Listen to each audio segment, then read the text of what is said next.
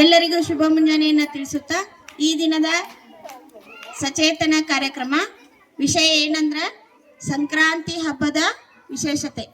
ಈ ಕುರಿತು ನಮ್ಮ ಶಾಲೆಯ ವಿದ್ಯಾರ್ಥಿನಿಯರಾದ 6ನೇ ತರಗತಿಯ ವಿದ್ಯಾರ್ಥಿನಿಯರಾದ ಕೀರ್ತಿ ಕೊಟಗಿ ಹಾಗೂ ಶ್ರೀನಿಧಿ ಮುಷಿಗಿರಿ ಇವರಿಬ್ಬರು ವಿದ್ಯಾರ್ಥಿಗಳು ಈ ಒಂದು ಹಬ್ಬದ ವಿಶೇಷತೆಯನ್ನ ಕುರಿತು ಹೇಳಲಿದ್ದಾರೆ. ಸ್ವಲ್ಪ ಆಲಿಸೋಣ. ಎಲ್ಲರಿಗೂ ನನ್ನ ಹೆಸರು ಕೀರ್ತಿ ಕೊಟ್ಟಿ. ನಾನು 6ನೇ ತರಗತಿಯಲ್ಲಿ ಓದುತ್ತಿದ್ದೇನೆ. ಎಲ್ಲರಿಗೂ ಶುಭ ಮುಂಜಾನೆ. ಸಂಕ್ರಾಂತಿಯ ಹಬ್ಬ ಸೂರ್ಯನ ಮಕರ ರಾಶಿಗೆ ಪ್ರವೇಶಿಸುವುದನ್ನು ಸೂಚಿಸುತ್ತದೆ. ಇದು ಉತ್ತರಾಯಣದ ಆರಂಭವಾಗಿದೆ. ದೇವತೆಗಳ ಕಾಲವೆಂದು ಪರಿಗಣಿಸಲಾಗಿದೆ. ಇದು ಹೊಸ ಬೆಳೆ, ಸಮೃದ್ಧಿ, ಕೌಟುಂಬಿಕ ಬಾಂಧವ್ಯ ಮತ್ತು ನವೀಕರಣ ಮುನ್ಯ ಸೂಸುವ ಸುಗ್ಗಿ ಹಬ್ಬವಾಗಿದೆ. ಈ ದಿನ ಎಳ್ಳು ಬೆಲ್ಲ ವಿನಿಮಯ, ಪವಿತ್ರ ಸ್ನಾನ, ಸೂರ್ಯ ಮತ್ತು ಗೋ ಪೂಜೆ ಮತ್ತು ಗಾಳಿಪಟ ಹಾರಿಸುವ ಆಚರಣೆಗಳನ್ನು ಮಾಡಲಾಗುತ್ತದೆ. ಈ ಹಬ್ಬವು ಧಾರ್ಮಿಕ, ಕೃಷಿ ಮತ್ತು ಗೊಳ್ಳುವ ಮಹತ್ವವನ್ನು ಹೊಂದಿರುತ್ತದೆ. ಆತ್ಮಿಕ ಪ್ರಗತಿ ಮತ್ತು ಶುಭ ಕಾರ್ಯಗಳಿಗೆ ವಿಶೇಷ ಸಮಯವೆಂದು ನಂಬಲಾಗಿದೆ. ಸಂಕ್ರಾಂತಿಯ ಮಹತ್ವ.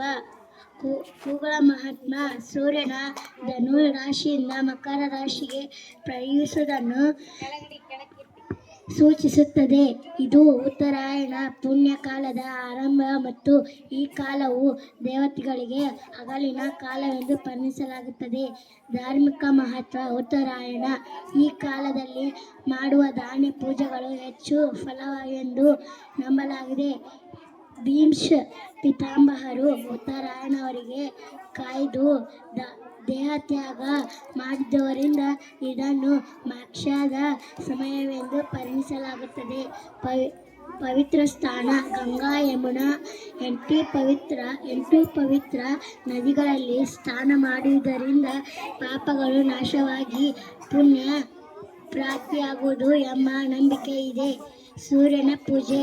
ಸೂರ್ಯ ದೇವರಿಗೆ ಕೃತಜ್ಞತೆ ಸಲ್ಲುತ್ತದೆ. ಕೃಷಿ ಮತ್ತು ಸಮೃದ್ಧಿ. ಹೊಸ ಬೆಳೆ ಮತ್ತು ಸಂದರ್ಭದಲ್ಲಿ ಆಚರಿಸುವ ಹಬ್ಬ ಇದಾಗಿದೆ. ರೈತರು ಧಾನ್ಯಗಳ ರಾಶಿಯೊಂದಿಗೆ ಸಂತೋಷ ಪಡುತ್ತಾರೆ. ವರ್ಷದಲ್ಲಿ ದುಡಿದ ಜಾಗವಾಗಿ ಕೃತಜ್ಞತೆ ಸಲ್ಲಿಸುವ ಅವುಗಳನ್ನು ಸಿಂಗರಿಸಿ ಪೂಜಿಸಲಾಗುತ್ತದೆ.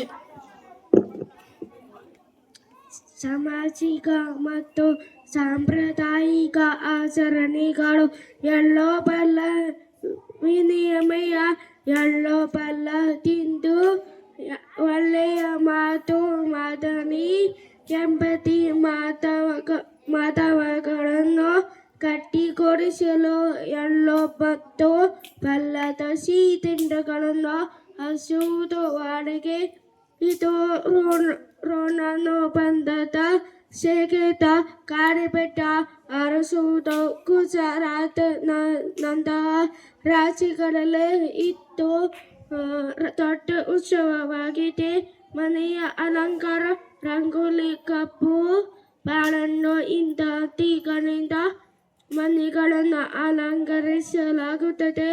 ಒಟ್ಟಾರೆಯಾಗಿ ಸಂಕ್ರಾಂತಿ ಹಬ್ಬವು ಪ್ರಕೃತಿಯ ಬದಲಾವಣೆ, ಧಾರ್ಮಿಕ ಆಚರಣೆಗಳು, ರೈತರು ಮತ್ತು ಮಾನವ ಸಂಬಂಧಗಳ ಮರುಸ್ಥಾಪನೆಯ ಸಂಕೇತವಾಗಿದೆ. ಈವರೆಗೂ ಕೀರ್ತಿ ಹಾಗೂ ಸನ್ನಿಧಿ ಇಬ್ಬರು ಅತ್ಯಂತ ವಿವರವಾಗಿ ಎಲ್ಲವನ್ನ ತಿಳಿಸ್ಕೊಟ್ರು.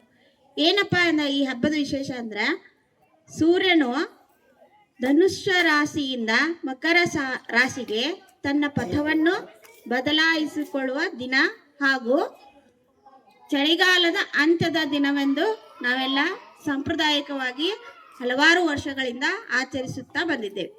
ಹೌದಲ್ಲ? ಎಲ್ಲರಿಗೂ ಮುಂಚಿತವಾಗಿಯೇ ಸಂಕ್ರಮಣದ ಶುಭಾಶಯಗಳನ್ನು ತಿಳಿಸುತ್ತಾ ಈ ಒಂದು ಸಚೇತನ ಕಾರ್ಯಕ್ರಮವನ್ನು ಇಲ್ಲಿಗೆ ಮುಗಿಸ್ತಾ ಇದ್ದೀವಿ.